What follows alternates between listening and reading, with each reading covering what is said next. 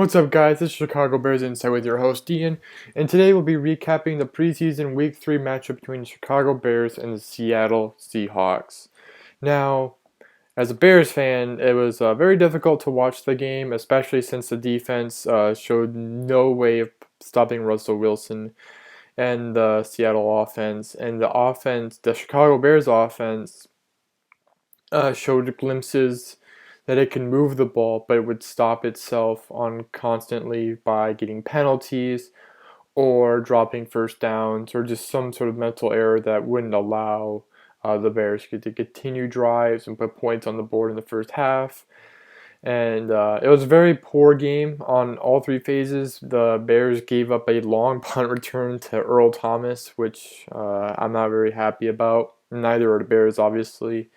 And so something different I'm going to do today is instead of kind of jumping around and discussing whatever, I took notes on the game because I was actually able to watch it, and I rewatched it yesterday, which is why I didn't get this out the day I wanted to, because I wanted to go over my notes to make sure I got everything that I wanted to.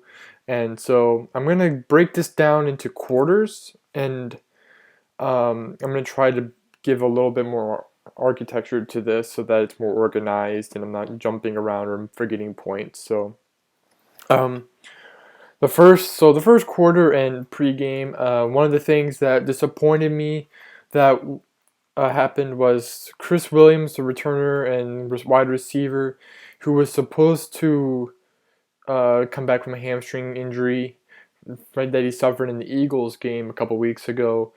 He was a late scratch. He did not play.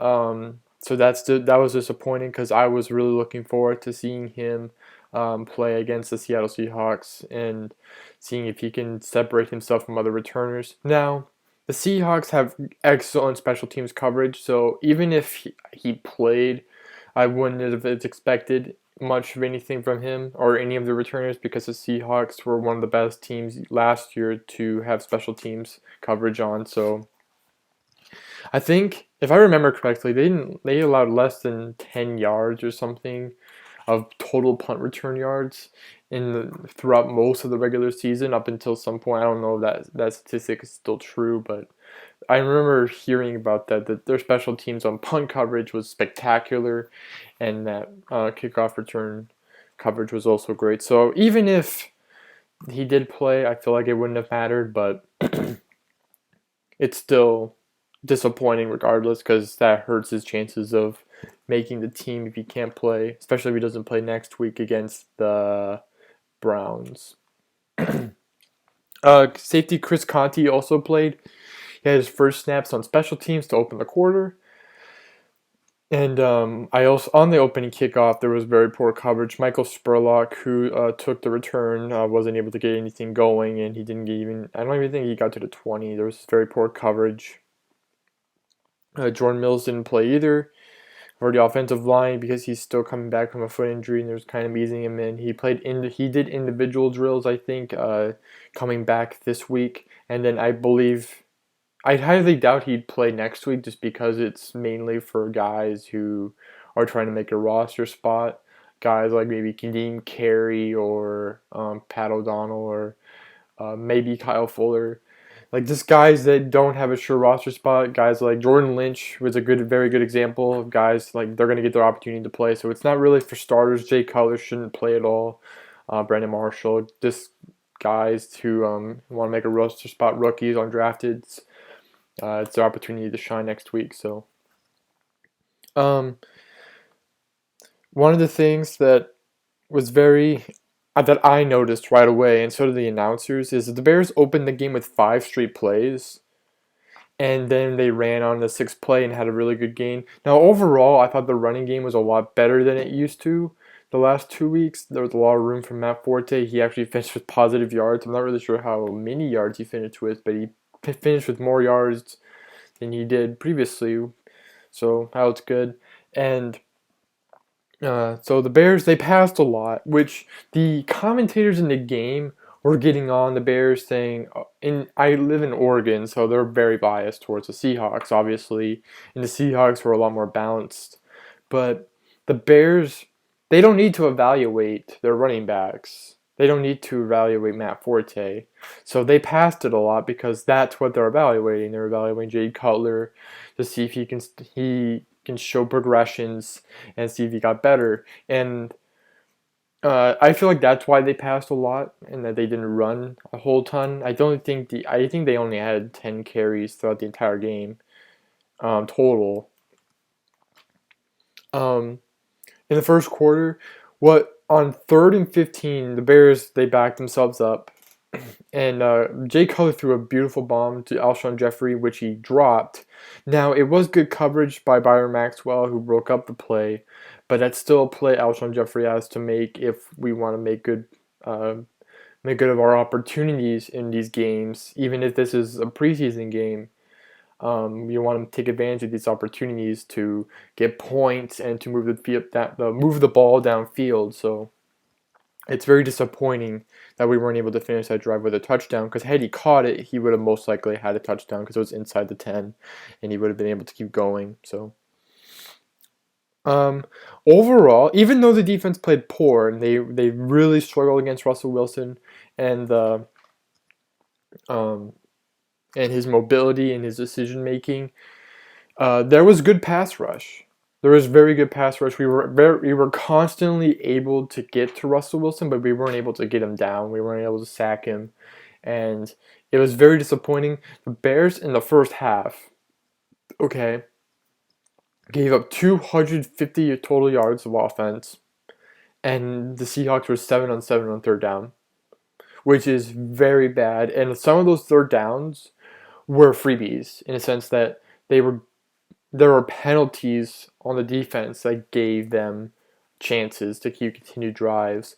One of the notable ones that comes to my recollection is the Bears had finally sacked Russell Wilson, and then there was good coverage downfield, so Russell Wilson scrambled and he slid, and Lance Briggs made at the time, I didn't think it was a bad play, but I saw it again and I realized it was a dumb mistake by Lance Briggs where he kind of hit him late and it gave Seattle a first down because it was unnecessary roughness. It was I think a 15-yard penalty, and it was just a very poor play by Lance Briggs. And had he not done that, it would have stopped that drive, or it would have caused third down and long with the Bears given an opportunity to cause a punt or field goal. I forget where they were on the field, and it would have given them opportunity to get off the field and give the offense a chance because by the end of the first half it was 31-0, and it was very, very poor effort by the defense. Now, moving on to the second quarter, I note that Matt Forte is having running room, as I mentioned, that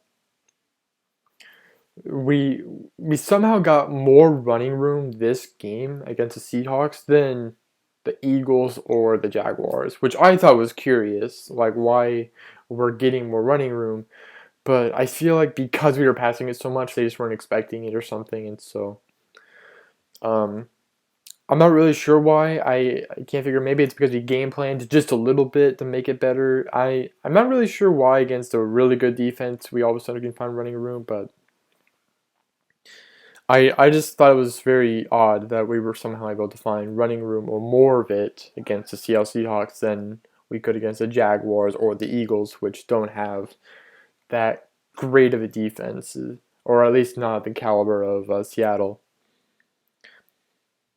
One of the things that I noticed is that the Bears on defense really struggled with the Seattle's speed. The Bears defense simply wasn't able to keep up with the likes of Russell Wilson or Percy Harvin or Doug Baldwin or Christine Michael or just anyone on the Seattle Seahawks offense we couldn't keep up with, and that's a product of the defense being older. Lance Briggs certainly showed his age on the game, which was very disappointing. I was really hoping that we could dominate, or not dominate, but show that, especially on offense, that the Bears can legitimately beat the Seahawks. I truly thought that the offense at least could play well against that Seattle secondary, which for the most part, we did, actually. We just had too many mental. We stopped ourselves. The Seattle Seahawks defense did not stop us. We stopped ourselves, which, if you look at it that way, you see a lot of promise. There's a lot of good things that the Bears offense did, and I thought had we not stopped ourselves on multiple occasions, we would have definitely have kept toe to toe and be able to do a shootout essentially with the Seattle Seahawks, which sounds odd, but that's how it would have gone down had the starters been able to consistently play well. Because there were a few plays where they got Richard Sherman confused. Richard Sherman was lost, and there was one play I think that Brandon Marshall ran a route and he completely turned around Richard Sherman. He was wide open, and I thought that was the play. One of the plays that I was looking for was how these receivers would match up against these Seattle Seahawks corners, and I thought we played phenomenal. There was just so many instances though where we stopped ourselves, and that's where we kept ourselves from winning this game, or at least making it more competitive than it should. But getting back to the defense and the speed of the Seattle Seahawks offense, we simply couldn't keep up with it. It was too much. And when you allow Russell Wilson that much time, even with all the pass rush, if you can't contain him, he's gonna find someone. And one of the instances, even if we didn't keep containing, it was a play action bootleg, and we allowed too many easy completions from a play action bootleg perspective, and we couldn't contain Russell Wilson. Russell Wilson destroyed our defense, and it's really disappointing because we're going to be facing quite a few mobile quarterbacks in just the first 4 weeks. We're facing E.J. Manuel, Colin Kaepernick, and Aaron Rodgers. That if we can't contain these kinds of quarterbacks, we're going to be in trouble. Now, Aaron Rodgers obviously isn't like Russell Wilson or Kaepernick, where they're more speed than anything, but Aaron Rodgers is a very mobile quarterback, and he's very capable of doing the same kinds of things as Russell Wilson, even though he doesn't have the same kind of speed. But if we can't stop these mobile quarterbacks, we're going to be in deep trouble down the stretch, because that is the way the NFL is moving towards. And if we can't stop it now, we're not going to be able to stop it later if we keep this kind of style defense. Getting back to the offense a little bit, because I want to talk about Jay Cutler a little bit. Jay Cutler, other than some mistakes, and he had a few bad ones, he looked really good. He was able to move the ball downfield. He was able to keep us alive, make continued drives. But the thing is, we stopped ourselves constantly, and we had false starts. We had dropped footballs. We had delayed games. We just had too many stupid penalties and mental mistakes that it kept us from being competitive in this football game. Now, one of the most disappointing things that happened in the football game for Jay Cutler was at the end of the first half, there was an opportunity to put it in the end zone. Now, on one play, Martellus Bennett caught a back shoulder pass from Jay Cutler, and it was ruled a touchdown initially, but after further review, it was ruled a down on the 1 yard line. In another instance, we were on the 1 yard line, we ran play action, and we threw it to Andrew Mulligan, and he caught it. It was touchdown, but then pass interference on the offense from Brandon Marshall, which when I looked at it, it didn't look like pass interference at all because receivers are allowed to block, but he apparently blocked too soon or something, so it was called pass interference. And then on the ensuing play, we got a false start or something happened, and then Jay Cutler, the snap came too early. Jay Cutler panicked a little bit and ensued to throw an interception, which ended any hopes of a comeback essentially. Because if we had scored there, it would have been 7-30 or 7-28, and then we could have come back at the start of the third quarter and possibly put up another drive to make it 14-28. So it was very disappointing the way the first half ended. I really wish we could have put in a touchdown. The game ended, it was 34-6, so we didn't even score a touchdown. And Robbie Gould missed a field goal, which was, I thought, very curious. So, some injuries that I thought that happened in the game. Ryan Mundy had a head laceration, and so he didn't return, which was very interesting. Um, Chris Conti, who made some very nice plays. There was a sure touchdown that Russell Wilson threw in the back of the end zone that Chris Conti broke up, and it was a very clean hit. He hit him hard. It was a very clean hit, and he dislodged the ball from the receiver, and it was a very impressive play. But he would end up sometime in the third quarter have a concussion, and he would not return, and is unsure if he will practice or he'll be cleared to play next week. But I don't think he'll play next week because he's a veteran, and we need younger guys to play during that time. So, in the third quarter, the reason why I mentioned these injuries is because they all happened roughly before the third quarter or into the third quarter. But moving on to the third quarter, Jordan Palmer came into the game. They did not play the starters. They put in all the backups. Now, this is my theory, that if we had scored a touchdown on that drive, the end of the first half, then we would have. I think Jay Cutler would have at least played one more series, or the starters would have played one more series into the third quarter to see if we can't get any momentum. But because we didn't, they put in the backups, and Jordan Palmer was simply bad. Very simply. This is what he did. This was pretty much his highlights. He had 2 consecutive delay of game penalties after a media timeout. And then so we were backed up. We were like on the 20-yard line or something. And then we ended up taking a sack. And then we had to throw a screen pass. So we didn't even get past the 20-yard line. We got negative yards on that play, on that drive, on his first drive. And now it was just terrible to watch. 2 delayed game penalties. How do you do that? That's 80 seconds. You're basically doing nothing. It is essentially what happened because the game clock or the play clock is 40 seconds long. You have 40 seconds between plays. So he essentially wasted 80 seconds doing nothing, and it was very, very bad to watch, and I couldn't stand it. I thought. Now, the number 3 receiver is still competition, and Santonio Holmes and Josh Morgan are currently battling for that spot. And Santonio Holmes only got played. He played a few series, but he only caught 1 ball, which wasn't very. I mean, it sounded. I wouldn't say impressive, but it wasn't like a hard catch. It was just a simple route, and I think it was an out route, and he caught it, and it was first down. So it wasn't a very hard route, but.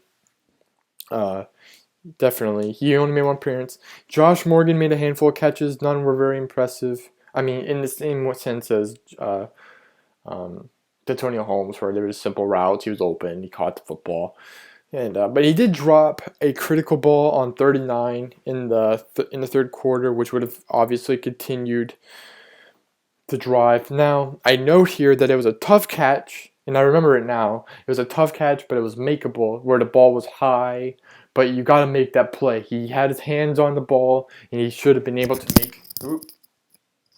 Sorry, my headphones came out. I stood up, and my headphones got caught on something. But it was a hard catch. It was a tough one, but you got to make that. That's the kind of play we're looking for. To separate yourself, and you got to make that play to earn a roster spot and to make the team. Now, the fourth quarter, moving on to the fourth quarter, this is where really we only had our only highlights of the game.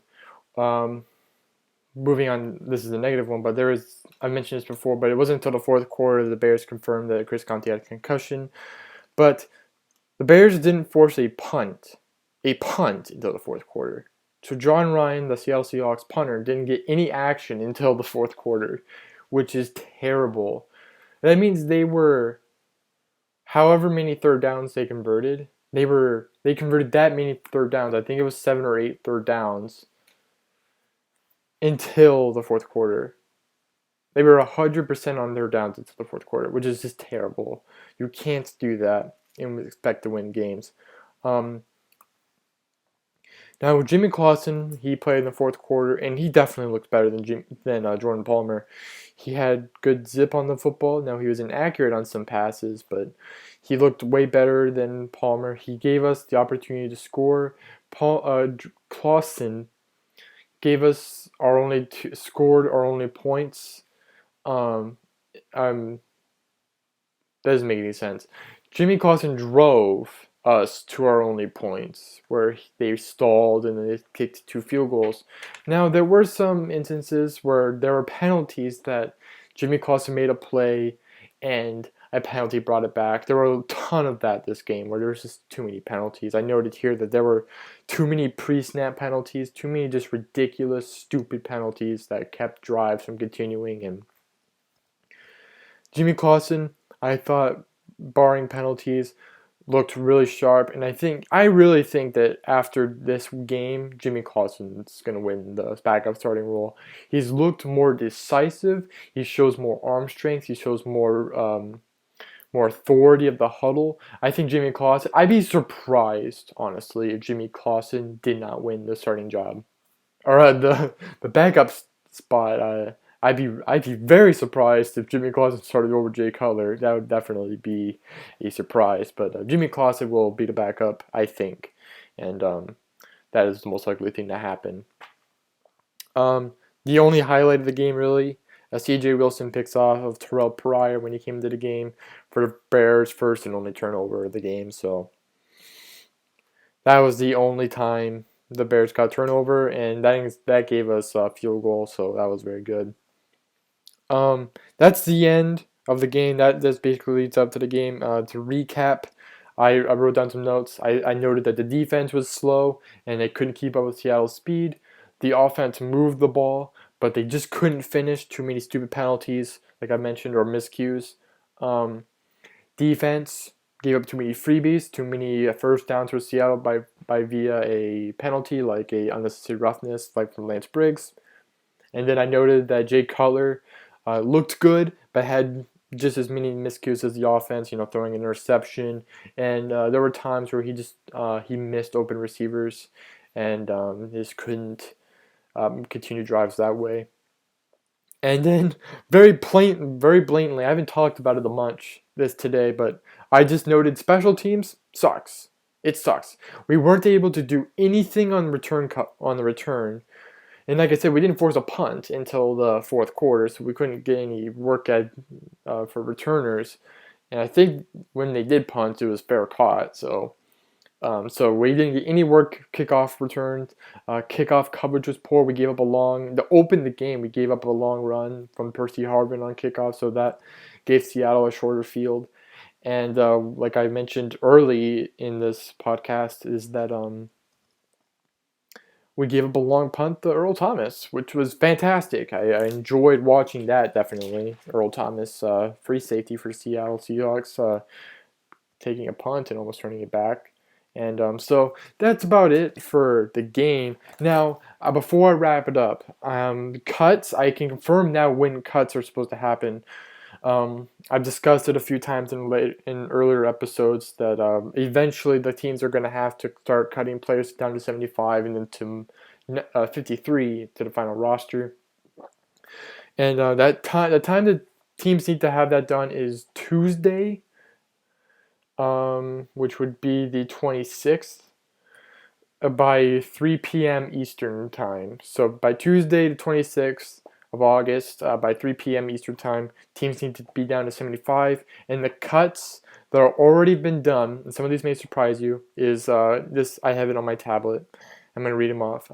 Safety Adrian Wilson was cut. Running back Michael Ford. Wide receiver Greg Hurd. Wide receiver Coffee Hughes. I think that's how you pronounce his name. Offensive tackle Joe Long, cornerback Derrickis Purdy. Please excuse me if I mispronounce these names. Cornerback Peyton Thompson, defensive tackle Nate Collins, and offensive lineman Dylan Gandy. Those are the cuts that have been as of Sunday, August 24th, by around 12:30 Pacific time. Those are the cuts already been made by the Chicago Bears, and so they still haven't gotten. They're not down to 75 yet. I think that was 9. I'd have to count. So they need to cut a few more guys to get down to 75, and then once that happens, the last preseason game we'll see who else they cut. Now, they should already know who they want to have on the roster. Like they should already have a good idea of who's going to make the team, who's not. But obviously, however many guys you can keep them and let them play and see if maybe someone surprises you late. But we are going to wrap it up. As this episode's gone on a little longer than I wanted it to, but I felt like this was a more productive episode than I'd done in the past, where I took notes on the game, which I've never done before, and I had a lot of fun. And I'll continue to do that for as long as I can watch the game. So I really hope that I could be as informative as I was today, and hopefully I can shorten it over time as I learn to do this. I can shorten it, and as I get more comfortable, and I'll be able to shorten these episodes so they're not 20 minutes long, which I think this is. So I'm gonna wrap it up. Go follow me on Twitter at ShyBearsInsight for all your breaking Chicago Bears and NFL news. And I will see you guys for the final preseason game, for the preview game against the Cleveland Browns and the Chicago Bears. I'm looking forward to it. This is the last preseason game before the Bears take on the Buffalo Bills in week 1 of the regular season. So I'm really looking forward to just getting this game over with and watching some guys that maybe will make the roster and maybe make some plays and show the coaches that they deserve to be on the roster. So thank you guys for watching and have a great day. See you guys later.